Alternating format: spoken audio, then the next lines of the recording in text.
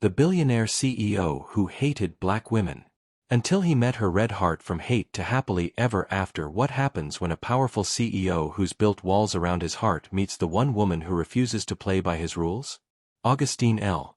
Milton didn't just dislike black women, he actively avoided them, convinced they represented everything his painful past had taught him to fear. But then Nancy O. Harmon walked into his conference room with fire in her eyes and brilliance in her pitch, and everything he thought he knew began to crumble. Before we dive into this incredible journey from hate to happily ever after, if you're new here, hit that like button, drop a comment telling me where you're watching from, and don't forget to subscribe.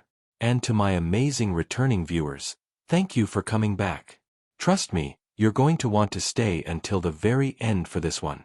This story will challenge you, inspire you, and maybe even change how you see love itself. Now let's begin. The rain hammered against the floor-to-ceiling windows of Milton Industries' boardroom like an angry percussion section, but Augustine L. Milton didn't even glance up. His steel-gray eyes remained fixed on the quarterly reports spread before him, his jaw set in that familiar hard line that made junior executives break into cold sweats. T38. Augustine had built an empire. Milton Industries dominated the tech and real estate sectors across 3 continents, and he'd done it through ruthless precision, calculated risks, and an impenetrable emotional fortress that no one, absolutely no one, had managed to breach in over 15 years. "Mr. Milton, the final presentation is ready," his assistant Jennifer announced from the doorway, her voice barely above a whisper. Augustine's pen scratched across the margin of a contract. "Who is it again?" "Harmon Solutions. They're proposing a revolutionary approach to sustainable urban development. The preliminary numbers are actually quite impressive, sir." "Fine. 5 minutes. If they waste my time, they're out." What Augustine didn't know, what he couldn't have possibly known, was that the next person to walk through that door would dismantle everything he'd spent nearly 2 decades building. Not his company. No, something far more personal. The walls around his heart. Can you imagine meeting someone who would change your entire worldview? Drop a comment and tell me about a moment that shifted your perspective. Nancy O. Harmon stood outside the boardroom, smoothing down her burgundy blazer for the 3rd time. Her presentation tablet felt slick with nervous sweat in her palm, but her spine remained straight, her chin lifted with hard-won confidence. T32. Nancy had fought for every single achievement on her resume. A doctorate in environmental engineering from MIT, 2 patents for sustainable building materials, and a small but innovative firm that she'd bootstrapped from her garage 5 years ago. She knew her pitch was solid. Revolutionary, even. What terrified her wasn't the presentation. It was him. Augustine L. Milton's reputation preceded him like a storm warning. Brilliant, yes. Fair, sometimes. But also cold, exacting, and rumored to have a particular bias that made Nancy's stomach clench with anger and determination in equal measure. She'd heard the whispers at industry conferences. Seen the pattern in his company's hiring practices. Augustine L. Milton's executive team was diverse in many ways, but there was a glaring absence that Nancy couldn't ignore.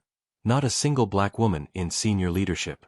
Not one. When asked about it in a Forbes interview 2 years ago, he deflected with corporate speak about merit-based selection and the best candidates. But Nancy had read between the lines, and what she'd found there had fueled her preparation for this meeting with a fierce, burning determination. She would not be dismissed. She would not be underestimated. And she would definitely not allow his prejudices, whatever their source, to derail the opportunity her company desperately needed. "Ms. Harmon." Jennifer appeared, offering an apologetic smile. "He's ready for you." Nancy took one deep breath, channeled every ounce of her grandmother's strength, and walked into the lion's den. The boardroom was exactly as she'd imagined, all glass, steel, and intimidating minimalism. But the man behind the massive desk made the room itself seem almost welcoming by comparison. Augustine L. Milton looked up, and Nancy watched his expression shift through 3 distinct phases in less than 2 seconds. Professional neutrality, followed by something that looked uncomfortably like surprise, and finally settling into what she could only describe as cold dismissal. Their eyes met, and the air in the room seemed to thicken. "Ms. Harmon." His voice was deep, controlled, and absolutely devoid of warmth. "You have 5 minutes. Not, please have a seat. Not, Thank you for coming. Just 5 minutes, delivered like a countdown to her execution. Nancy felt the familiar fire kindle in her chest, the same feeling she got every time someone underestimated her because of her gender, her race, or her age. But she'd learned long ago to transform that fire into fuel. "I'll need 7, she said calmly, setting up her tablet with steady hands. "But I guarantee it'll be the most valuable 7 minutes of your quarter, Mr. Milton." Something flickered in his eyes. Surprise? Annoyance? She couldn't tell, and didn't particularly care. "Bold claim," he said, leaning back in his chair with his arms crossed, a classic power pose designed to intimidate. "You have 6. Starting now. Have you ever had to prove yourself to someone who'd already decided they didn't like you? How did you handle it? Let me know in the comments." Nancy's presentation was flawless. She knew it. Her sustainable urban development model could reduce construction costs by 37% while cutting environmental impact by nearly half. The technology was patented, the preliminary studies were solid, and the market potential was enormous. She spoke with passion and precision, her data visualizations painting a picture of cities transformed, affordable housing that didn't sacrifice quality, green spaces integrated into urban cores, energy-efficient buildings that actually looked beautiful. Augustine watched her with an expression carved from granite. He didn't interrupt, didn't ask questions, didn't show even a flicker of interest. He just sat there, those cold gray eyes tracking her every movement like a predator studying prey. When she finished at exactly 6 minutes and 43 seconds, Nancy closed her tablet and met his gaze directly, refusing to look away first. The silence stretched between them like a challenge.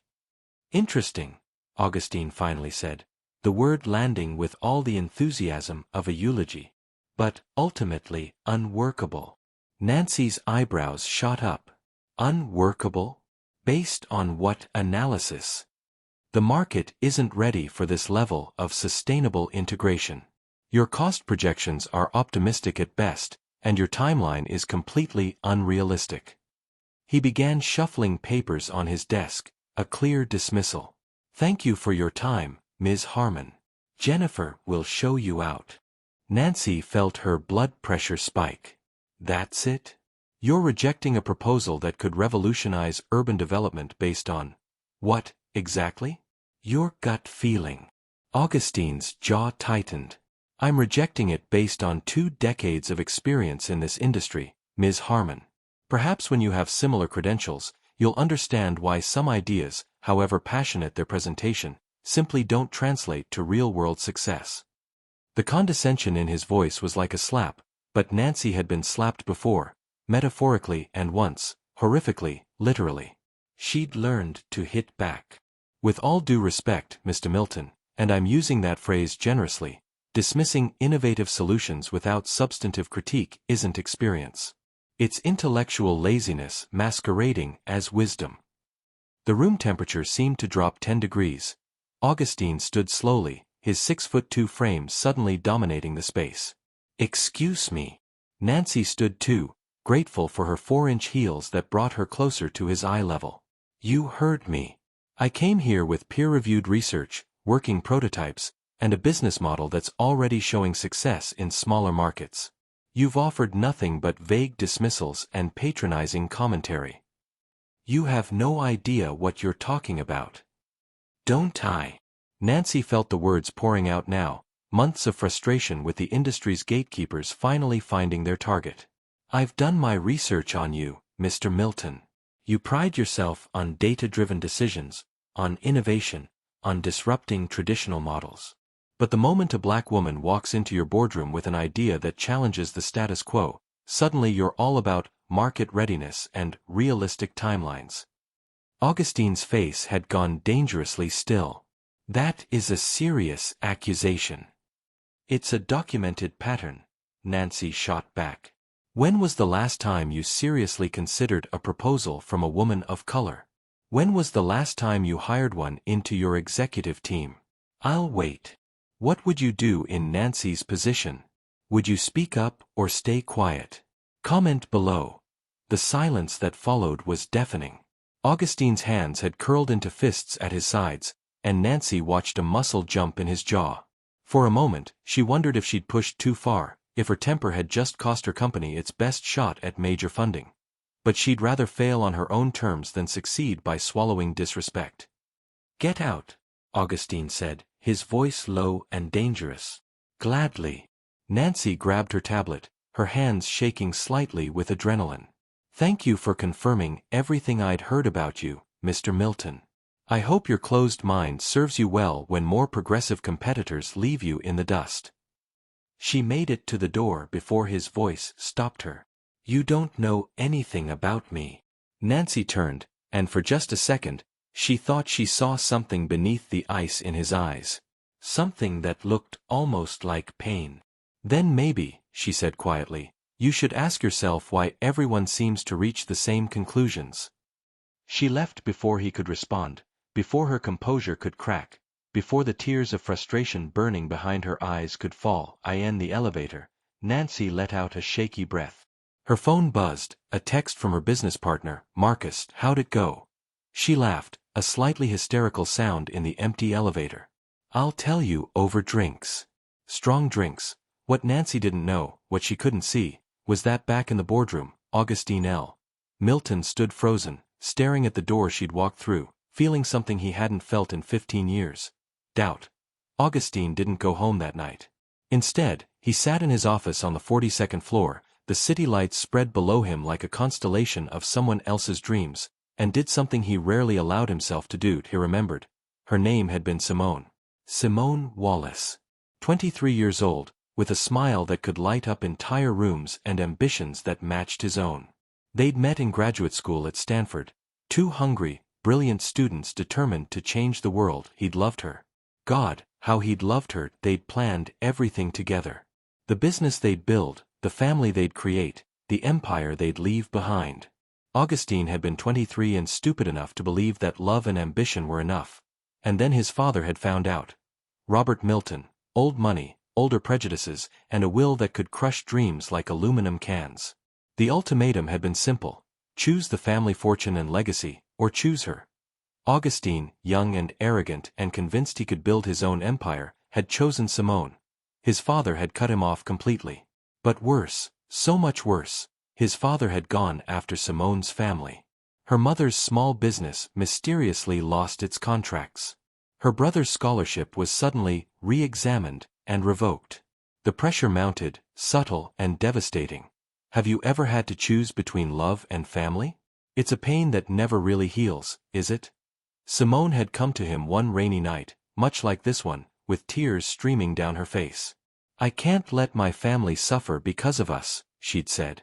"Your father, he's destroying them, Augustine. And he'll keep doing it as long as we're together." "We'll fight him," Augustine had insisted, desperate and young. "We'll build something he can't touch." But Simone had already made her decision. "I love you. But love isn't enough when the people you care about are being hurt. I'm sorry." She'd left. Just walked away from everything they'd planned, everything they'd promised each other. Augustine had tried to find her, tried to fix things, but Simone had vanished. Changed her number, moved away, blocked him from every avenue of contact. It was like she'd never existed except for the crater she'd left in his chest. The betrayal, as he'd learned to think of it, had hardened something fundamental inside him. She'd claimed to love him but had abandoned him the moment things got difficult. His father had been right, he'd convinced himself. Love was weakness. Sentiment was liability. And somewhere in his grief and rage, he'd twisted the knife even deeper. He'd generalized his pain, let it metastasize into something uglier. If Simone, brilliant, beautiful Simone, could betray him so completely, then what did that say about? Augustine had stopped the thought even then, recognized its toxicity. But in the years that followed, in the empire he'd built with ruthless determination and emotional isolation, the pattern had emerged anyway. He'd told himself it was coincidence. That he simply hadn't met qualified candidates. That his hiring decisions were purely merit-based. But Nancy O. Harmon had held up a mirror, and for the first time in 15 years, Augustine was forced to look at what he'd become. The man staring back disgusted him. He pulled up Nancy's proposal on his computer, reading it properly this time without the filter of his own demons. The work was exceptional. Groundbreaking, even. Everything he dismissed had been rooted in solid research, innovative thinking, and exactly the kind of disruptive approach he claimed to value. He'd rejected it, rejected her, for reasons that had nothing to do with business and everything to do with the scar tissue around his heart. Augustine reached for his phone, then stopped. An apology wouldn't be enough. Wouldn't even be appropriate. Nancy O. Harmon didn't owe him forgiveness or understanding. She owed him nothing. But maybe he owed her something. Maybe he owed her the truth, about why her proposal deserved serious consideration, about why his company needed to change, about why he needed to change. The question was whether he had the courage to face what that change would require. What do you think Augustine should do? Can people really change their deepest prejudices? Share your thoughts. 3 days later, Nancy was in her modest office in Oakland, reviewing contracts with Marcus, when her assistant knocked tentatively. Nancy? There's someone here to see you. He doesn't have an appointment, but he says it's urgent. Nancy didn't look up from the contract. If he doesn't have an appointment, it's Augustine Milton. Nancy's pen froze mid-signature. She and Marcus exchanged a look. Did he say what he wants? Nancy asked, proud of how steady her voice sounded despite the sudden acceleration of her heartbeat. He said he needs to apologize. Marcus whistled low. Well, that's unexpected. Nancy's mind raced. Part of her wanted to send him away, to let him feel a fraction of the dismissal he'd served her. But curiosity, and something else she didn't want to examine too closely, won out. Give me 5 minutes. Then send him in. When Marcus left to work in the conference room, Nancy stood and walked to the window, gathering her composure. Her office was a far cry from Milton Industries' sleek boardroom, second-hand furniture, motivational posters she'd printed herself, a coffee maker that was older than some of her employees. But it was hers. Built with her own sweat and tears and brilliant ideas that people like Augustine Milton had tried to dismiss. The knock came exactly 5 minutes later. Come in. Augustine L. Milton looked different somehow. The cold arrogance had been replaced by something almost approaching humility. He wore jeans, actual jeans, and a simple gray sweater instead of his usual armor of expensive suits. Ms. Harmon. Thank you for seeing me. Nancy gestured to the chair across from her desk, but remained standing herself. A small power play perhaps, but she'd earned it. You said you wanted to apologize. Yes. Augustine sat, and Nancy noticed he didn't try to dominate the space the way he had in his own boardroom. I was wrong. About your proposal, about my response to it, and about a lot of things. Nancy crossed her arms. Go on. I've spent the last 3 days reviewing your work properly. Without. He paused, seeming to struggle with the words. Without the biases I brought to our first meeting. Your sustainable urban development model is exceptional. It's exactly the kind of innovative thinking Milton Industries claims to value, and I dismissed it for reasons that had nothing to do with its merits. What reasons would those be, Mr. Milton? He met her eyes, and Nancy saw something in them she hadn't seen before. Vulnerability. Personal demons I had no right to project onto you or anyone else. Issues I've been avoiding for 15 years that have apparently shaped my professional decisions in ways I'm only now beginning to understand. The honesty in his voice surprised her. Nancy had expected corporate deflection, maybe a calculated apology designed to salvage a business opportunity. This felt different. Raw. That's quite an admission, she said carefully. It's an inadequate one, Augustine replied. But it's the truth. I'd like to make you an offer, Ms. Harmon. Not as an apology, I'm not naive enough to think business deals erase personal offenses, but as a recognition of what your work actually deserves. He pulled a folder from his bag and set it on her desk.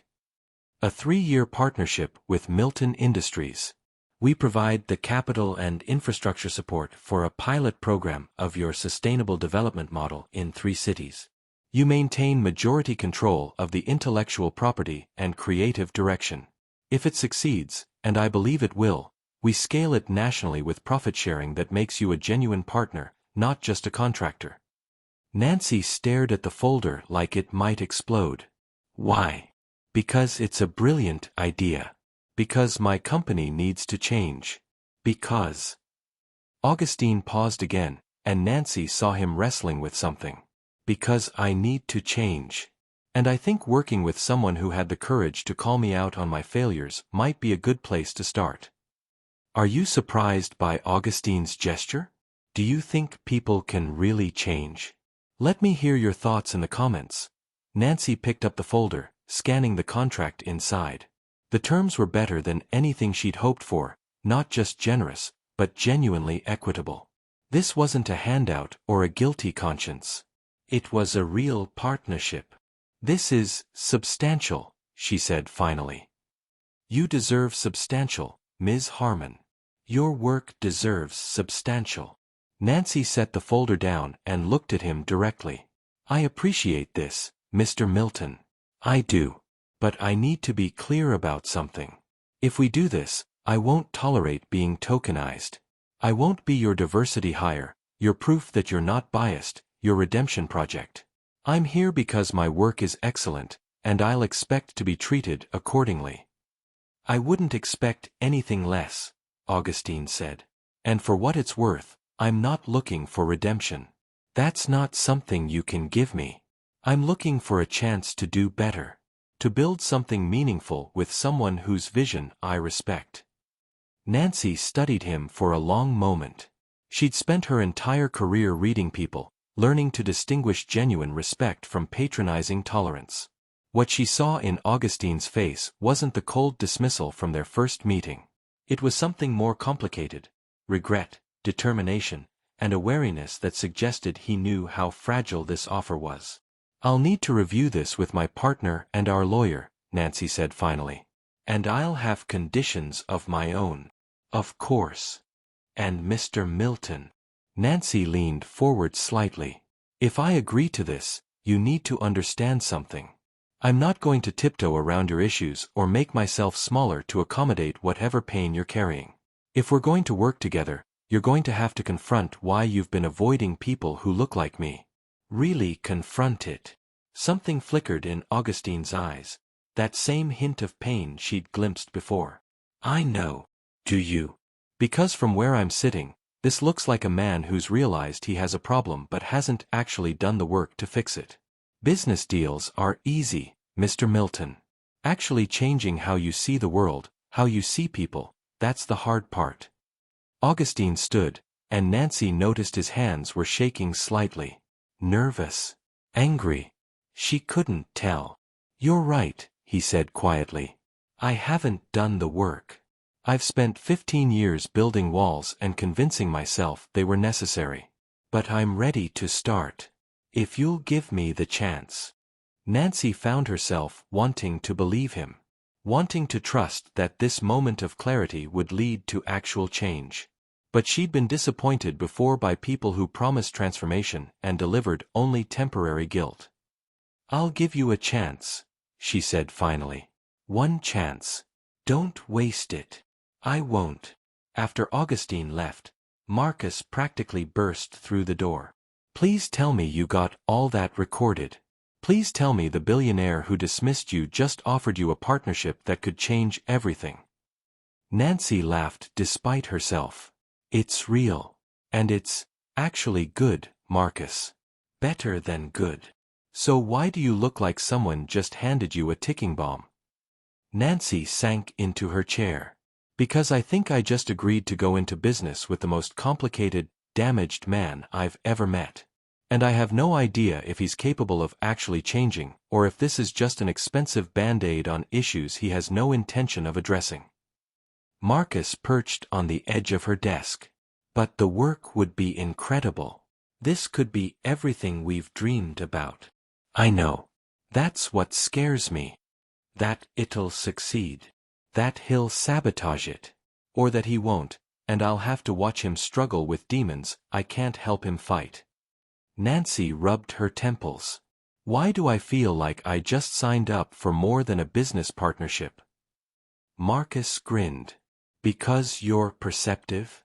Because you saw through his Ice King routine to the broken human underneath? Because this is about to get very, very complicated. All of the above, Nancy groaned. But despite her reservations, despite the warning bells in her head, Nancy found herself already imagining the possibilities. 3 cities transformed. Affordable housing that didn't look like warehouses. Green spaces bringing life back to concrete jungles. Her ideas, finally getting the platform they deserved. And maybe, just maybe, a chance to understand what could make a man build walls so high and strong. That night, Nancy called her grandmother, Loretta, the woman who'd raised her after her parents died, who'd worked 3 jobs to put Nancy through school, who'd taught her that excellence was its own revolution. "Grammy, I need your wisdom." "That bad, baby girl." Nancy told her everything, the disastrous first meeting, the surprising apology, the partnership offer, and her conflicted feelings about all of it. Loretta was quiet for a long moment. "You know what I think about people who show you who they are the first time? Believe them." "I know. But you know what I also think." Loretta's voice softened. "I think people are allowed to grow. Lord knows I wasn't always who I am now. Your grandfather had to teach me that love didn't have to look like my parents' marriage, all anger and hurt masquerading as passion. Took me years to unlearn that poison. But how do you know if someone's really changing or just saying what you want to hear? You watch what they do when nobody's looking. You pay attention to whether their actions match their words. And you protect yourself while you figure it out, baby. You can give someone a chance without giving them your whole heart." Nancy smiled despite herself. "When did you get so wise?" "Around 1987. It was a Tuesday. Have any of you had to decide whether to trust someone who'd hurt you? How did you know if it was worth the risk?" After Nancy hung up, she opened her laptop and did something she'd resisted the first time. She researched Augustine L. Milton beyond his professional biography. What she found was fascinating and troubling in equal measure. The business success was well documented. From being cut off by his wealthy family at 23 to building his first million by 27 to Forbes 500 by 35, Augustine's career trajectory was the stuff of legend. But there were gaps. Missing years between graduate school and his first startup. A persistent avoidance of personal questions in interviews. And when Nancy dug deeper into old Stanford records, she found something interesting. Scholarship fund, established anonymously 15 years ago, specifically for minority students pursuing dual degrees in business and social justice. The funding was substantial. Full tuition, living expenses, even research grants. But there was no donor name, just a cryptic dedication, for those who choose courage over convenience. Nancy cross-referenced the timeline. The fund had been established the same year Augustine's first company went public. The same year he would have had significant capital for the first time. She stared at her screen, trying to reconcile the cold man who'd dismissed her with someone who'd quietly funded dozens of scholarships for students who looked like her. Who was Augustine L. Milton, really? And what had happened 15 years ago to create such a stark divide between his private actions and his public persona? Nancy's phone buzzed with an email. From Augustine.ms. "Harmon, I realize I left our meeting without addressing something important. You asked me to confront why I've been avoiding people who look like you. That's a fair request, but it's not a conversation I can have without context. If you're willing, I'd like to tell you a story. Not as a justification, what I did cannot be justified, but as an explanation. You deserve to understand the mistakes you'd be inheriting by partnering with me. There's a coffee shop on Telegraph Avenue, Cafe Strata. I'll be there tomorrow at 2 p.m. if you want to hear it.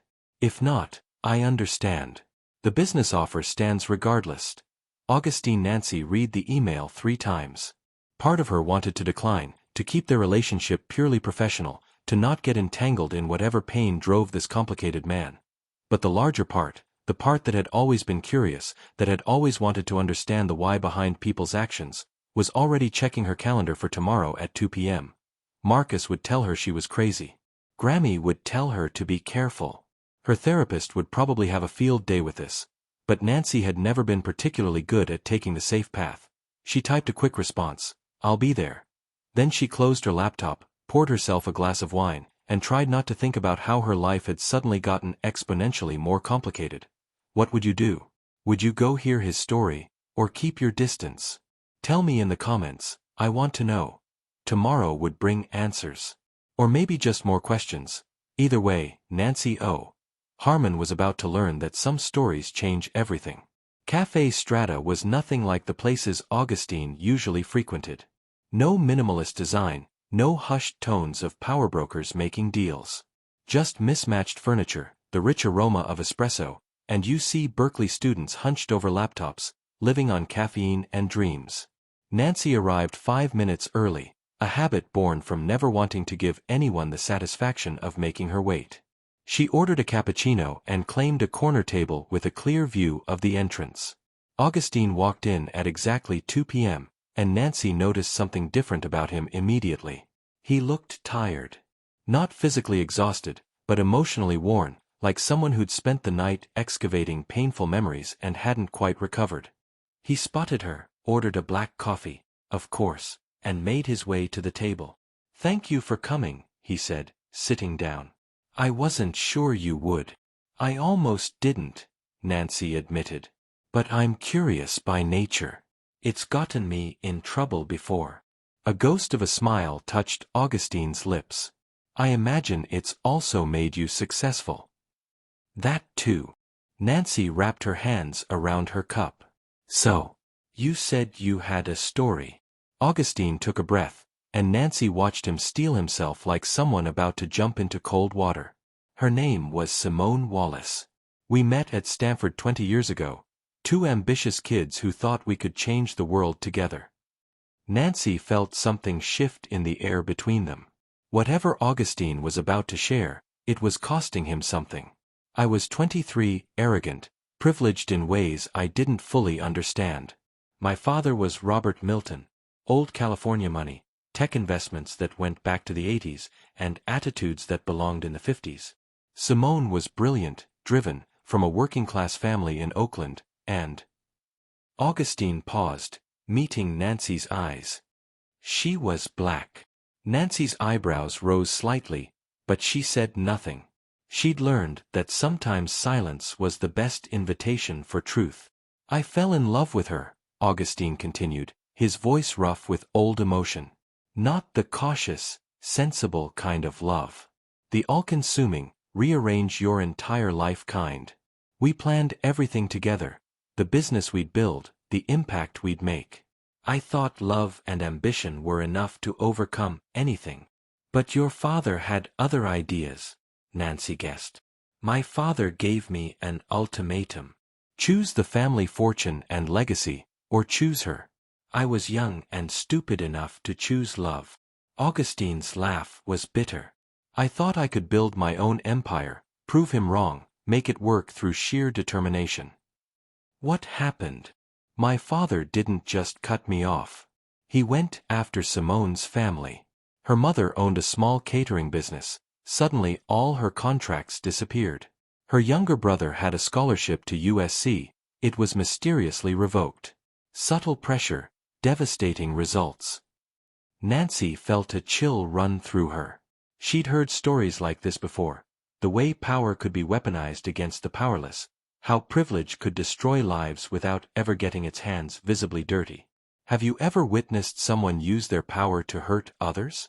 It's a special kind of cruelty, isn't it? Share your experiences if you feel comfortable. "Simone came to me one night," Augustine continued, staring into his coffee like it held answers. "She was crying, and I'd never seen her cry before. She said she couldn't let her family suffer because of us. That love wasn't enough when people she cared about were being destroyed. She left," Nancy said softly. "She left. Vanished completely, changed her number, moved away, blocked every way I had to contact her. I tried to find her to fix things, but it was like she'd never existed. Except for the hole she left in my chest." Augustine finally looked up, and Nancy saw raw pain in his eyes that made her own chest ache in sympathy. "I told myself she'd betrayed me. That if she really loved me, she would have fought harder. I convinced myself that my father was right, that sentiment was weakness, that emotional attachments were liabilities. And somewhere in all that pain and anger, He struggled with the words. I made a terrible logical leap. If Simone, brilliant, beautiful Simone, could abandon me so completely, then maybe my father's prejudices had some basis. Maybe I couldn't trust black women, Nancy finished, her voice carefully neutral. I knew it was wrong, even as I was thinking it, Augustine said quickly. I knew it was toxic, irrational, a generalization born from one person's actions. But pain doesn't care about logic, does it? And when you're young and hurt and building an empire out of anger, it's easy to let that poison seep into everything you do. Nancy sat back, processing. Part of her wanted to be angry, and she was angry. What Augustine was describing was exactly the kind of prejudice that had made her professional life so much harder than it needed to be. But she also recognized something in his confession, genuine remorse. Not performative guilt designed to earn absolution, but real, painful awareness of harm caused. So you spent 15 years avoiding people who reminded you of her, Nancy said. Not consciously. At least, I told myself it wasn't conscious. But the pattern was there. I rationalized every hiring decision, every passed-over proposal, every time I dismissed someone who looked like. Augustine gestured toward Nancy. Like you. I told myself it was about qualifications, about fit, about business needs. But you were right. It was about fear and hurt that I'd never properly dealt with. And what made you finally see it? Augustine laughed, genuinely this time. You did. You stood in my boardroom and called me out on my bullshit. Nobody's done that in years, probably because I've surrounded myself with people who won't. But you didn't care about my power or my money or whether I liked you. You cared about the truth. Nancy felt her cheeks warm slightly at the intensity in his gaze. I've never been particularly good at staying quiet about injustice. It's one of your better qualities, Augustine said. Then he leaned forward, his expression serious. But here's what I need you to understand, Nancy.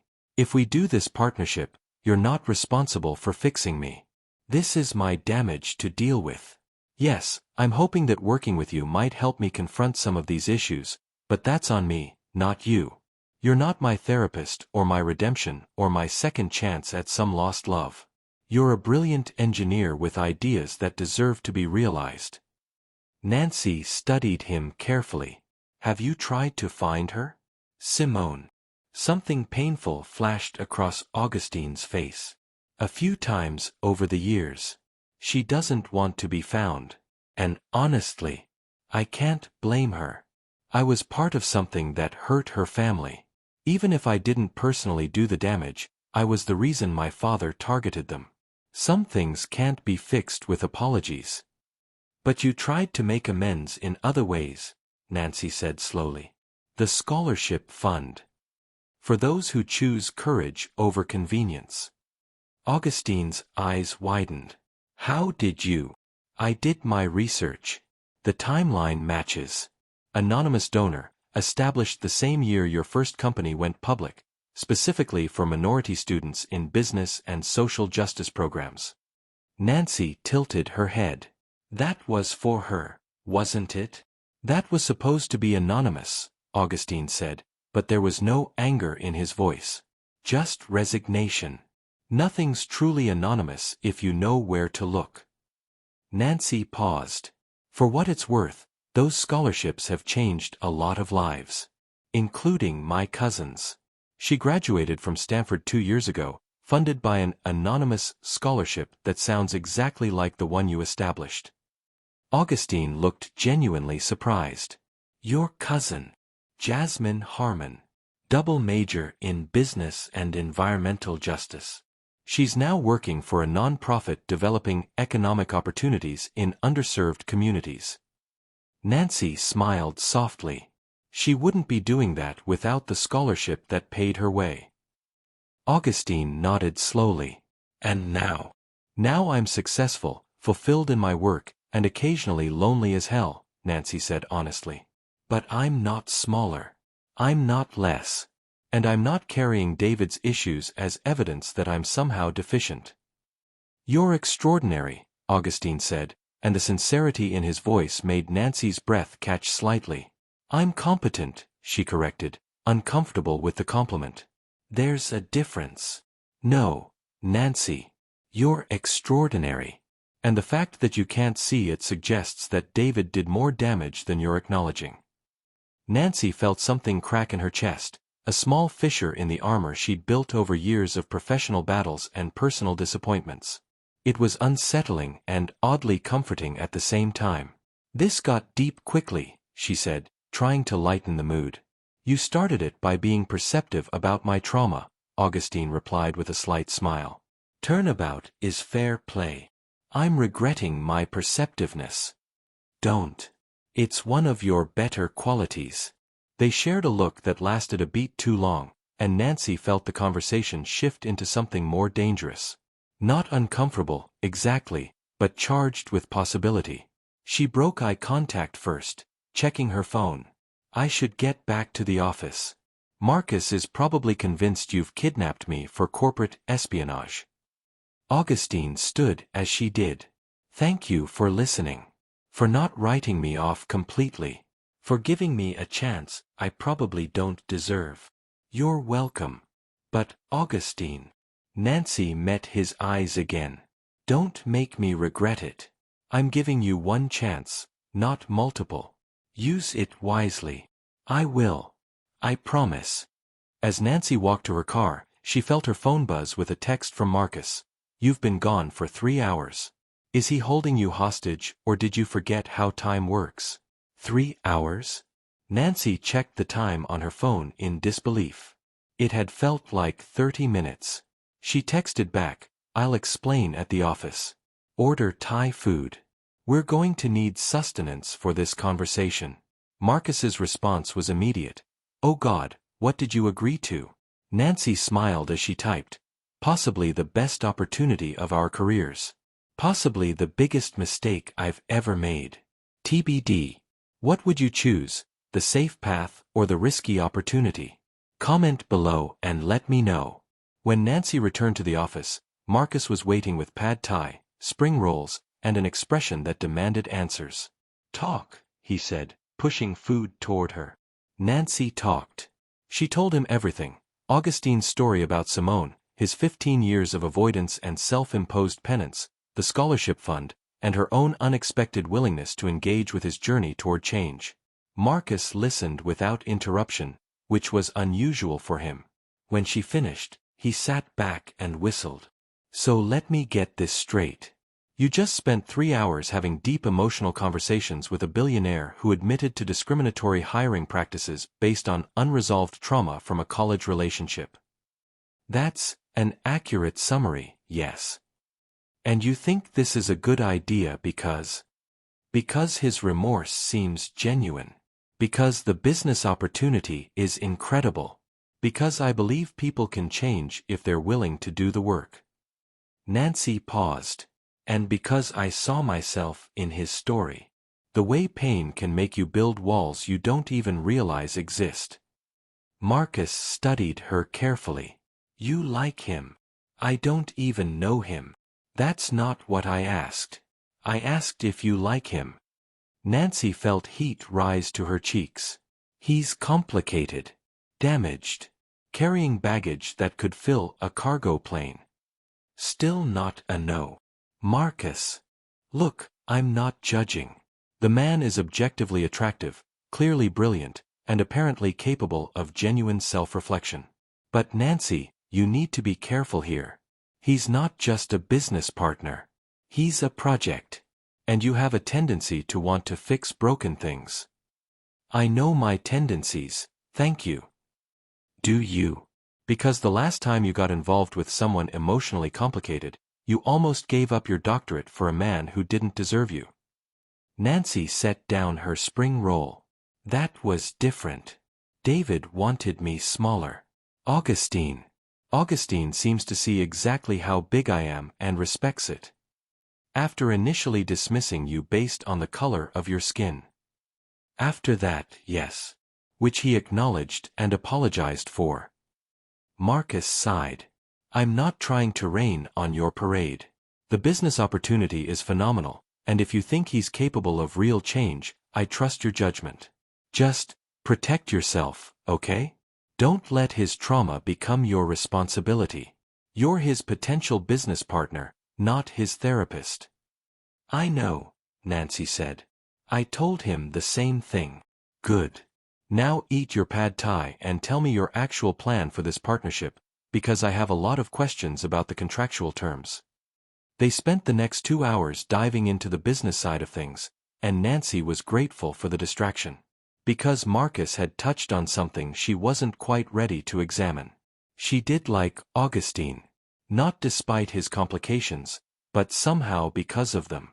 Because he'd been willing to be vulnerable, to admit fault, to ask for a chance at redemption without expecting it to be freely given. And that scared her. Because Nancy had learned the hard way that attraction to broken people could lead to trying to fix them, and trying to fix people could lead to losing yourself in the process. But maybe, this could be different. Maybe Augustine wasn't asking to be fixed. Maybe he was just asking for accountability as he did his own work. She could do that, right? She could be firm, boundaried, professional? Nancy looked at her phone, where Augustine's last text sat. Thank you again for today. I meant what I said. You're extraordinary. Yeah. Professional. Absolutely. She was definitely in trouble. Do you think Nancy's being smart or setting herself up for heartbreak? Let me know what you think is going to happen. Over the next 2 weeks, Nancy and Augustine fell into an unexpected rhythm. They met regularly to discuss the partnership, logistics, timelines, pilot cities for the Sustainable Development Project. But their conversations inevitably drifted beyond business. Augustine told her about his first failed startup, the lessons learned from almost going bankrupt at 25. Nancy shared stories about building her company from her garage, the rejection letters that could wallpaper her apartment. They discovered shared obsessions, bad sci-fi movies, crossword puzzles, terrible puns that made them both groan. Augustine introduced her to his favorite sushi place in San Francisco. Nancy dragged him to a soul food restaurant in Oakland that reminded him, painfully and beautifully, of meals Simone used to cook. She made the best mac and cheese, he said quietly, staring at his plate. Her grandmother's recipe. 4 kinds of cheese, a secret blend of spices she refused to tell me, even after we'd been together for 2 years. Nancy watched him carefully. Do you still miss her? Every day, Augustine admitted. Not the way I did at first, not that raw, bleeding grief. But yes, I miss who I was when I was with her. I miss believing that love could conquer anything. I miss being 23 and stupid and convinced I could change the world. You did change the world, Nancy pointed out. Milton Industries has revolutionized 3 different sectors. You've created thousands of jobs. Those scholarships have launched dozens of careers. But I did it alone. Angry and isolated and too proud to let anyone close. Augustine met her eyes. That's not the world I wanted to change. Simone and I, we talked about building something that mattered. Something that helped people. Not just accumulated wealth and power. It's not too late, Nancy said. To build that. To do work that matters beyond profit margins. Is that what we're doing? With this partnership? I'd like to think so. If we can actually pull it off. Augustine smiled, and Nancy noticed it was happening more often now. Those moments when his guard dropped and she saw the person beneath the armor. We will. I'm starting to believe we can do anything if we work together. The words hung between them, heavier than he'd probably intended. Nancy took a breath. Augustine. I know, he said quickly. I know we need to keep this professional. I know I have work to do on myself before I'm ready for anything else. I'm not trying to pressure you or complicate things. I want you to know that I see you. Really see you. And I'm grateful. What would you do if you felt yourself falling for someone you're supposed to keep at a professional distance? Nancy felt her heart rate accelerate. We should probably talk about boundaries. Probably, Augustine agreed. Though I have a feeling I'm going to be terrible at respecting them where you're concerned. Augustine. I'm in therapy, he said. Twice a week. With Dr. Patricia Chen, who specializes in trauma and prejudice. She's brilliant, terrifying, and completely unimpressed by my money or status. She says I have about 15 years of emotional work to catch up on. That sounds about right, Nancy said, trying to keep her tone light. She also says I'm developing feelings for you that I need to be very careful about. That I'm at risk of transferring my unresolved issues about Simone onto you, and that would be unfair to both of us. Nancy's eyebrows rose. Your therapist talks about me? Only because I talk about you. Constantly, apparently. Augustine laughed, embarrassed. She suggested I might be confusing gratitude for you calling me out with actual attraction. That I'm drawn to you because you represent the possibility of redemption. And what do you think? I think she's partially right. I am grateful. You did give me a chance at redemption. Augustine leaned forward slightly. But I'm also genuinely attracted to you, Nancy. To your brilliance, your passion, the way you refuse to back down from fights that matter. The way you made me laugh yesterday when you did that terrible impression of my serious CEO voice. The way you light up when you talk about sustainable architecture like it's poetry. Nancy felt warmth flood through her chest. That's a lot. Too much. Maybe. Nancy bit her lip. But also kind of perfect. If the timing wasn't completely wrong. Because I'm still working through my issues.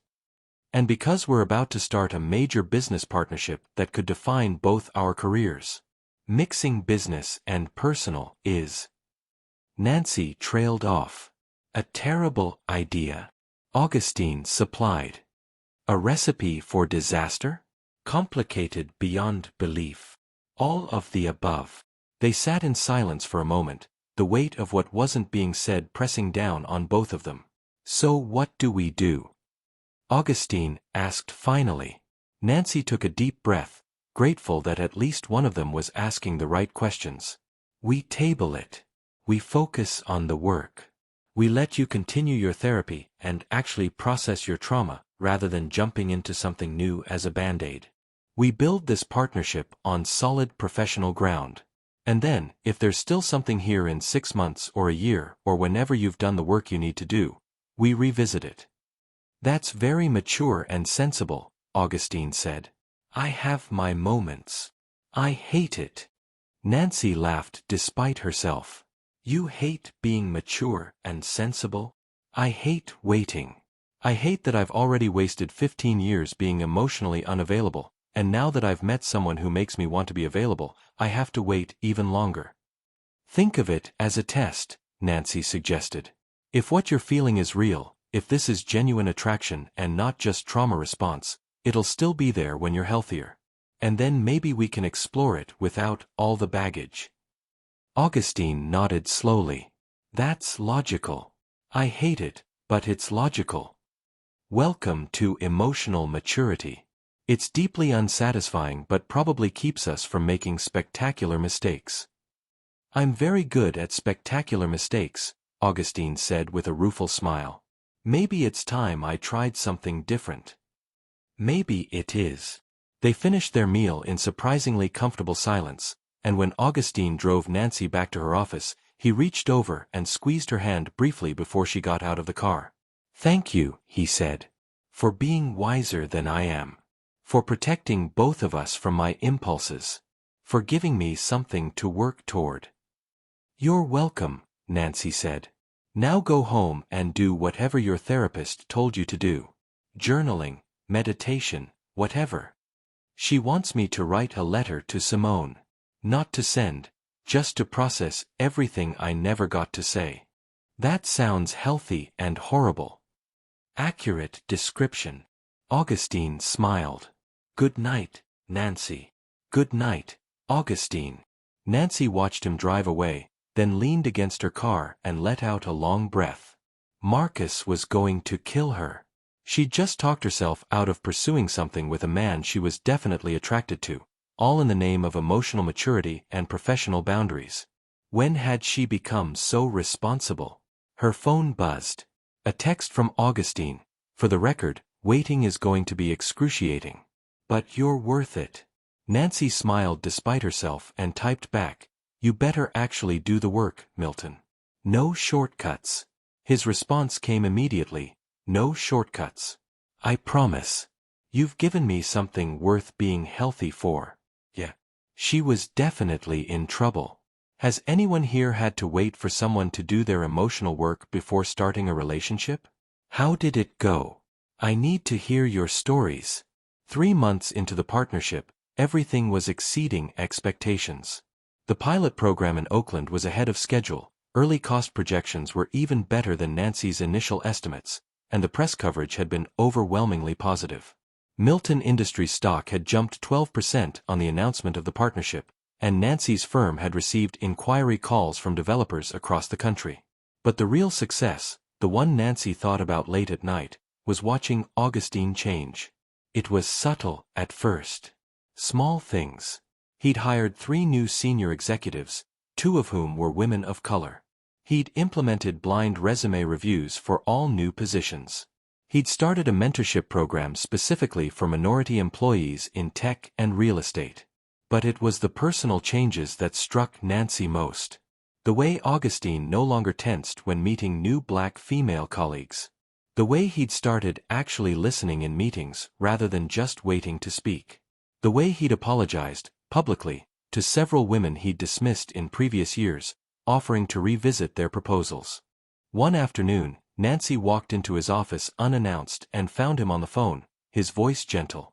"Jasmine, I know this is unexpected, but I wanted you to know that the scholarship that funded your education, it was established as a tribute to someone I loved. Someone who believed that access and opportunity could change the world. Your work in environmental justice? That's exactly what she would have wanted that scholarship to achieve." Nancy realized he was talking to her cousin. She'd mentioned in passing that Jasmine was working on a major project in underserved communities, and Augustine had apparently tracked her down. When he hung up, he looked up to find Nancy in the doorway. "I hope that was okay," he said. "I know the scholarship was supposed to be anonymous, but I thought she should know it came from a place of love.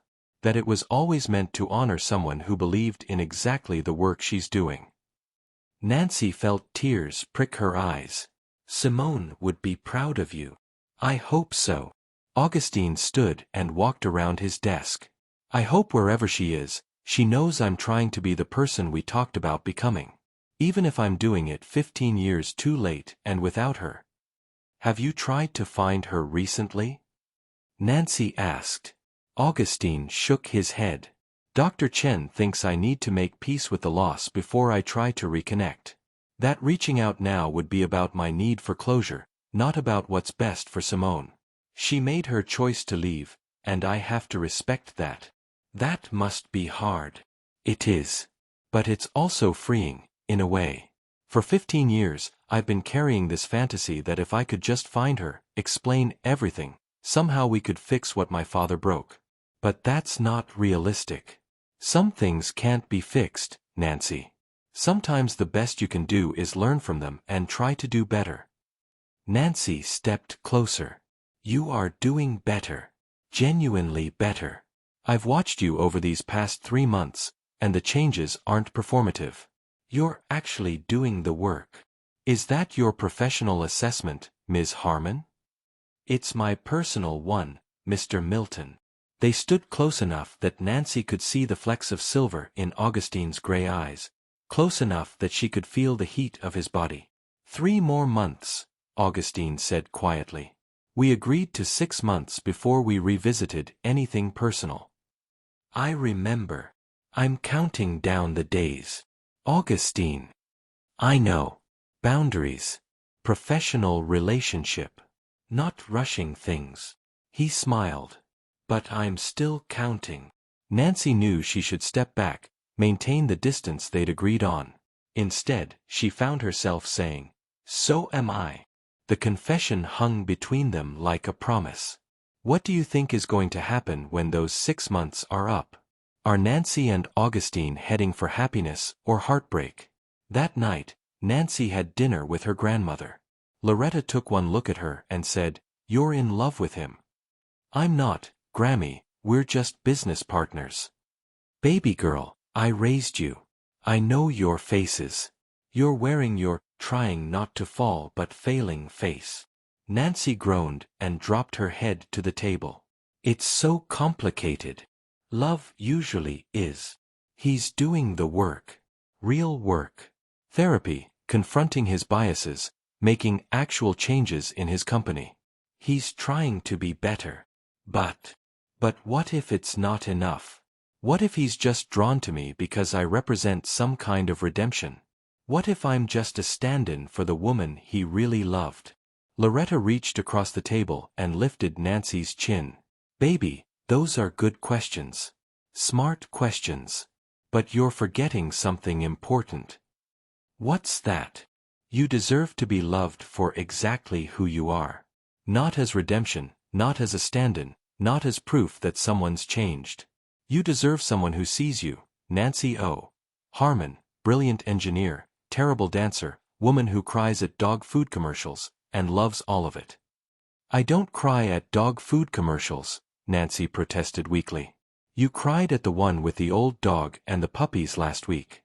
Don't lie to your grandmother." Nancy laughed despite herself. "Okay, yes, that commercial destroyed me. My point," Loretta continued, "is that you need to make sure this man is falling for you, not for what you represent. That he wants Nancy, not the ghost of Simone or the idea of redemption or anything else. Just you. How do I know that? You wait. You watch. You pay attention to whether he's curious about who you really are, your past, your dreams, your weird quirks. Whether he wants to know why you became an engineer, what you're afraid of, what makes you laugh. Whether he's building a relationship with you or with the idea of you. Thank you for watching. See you in the part 2 of the story.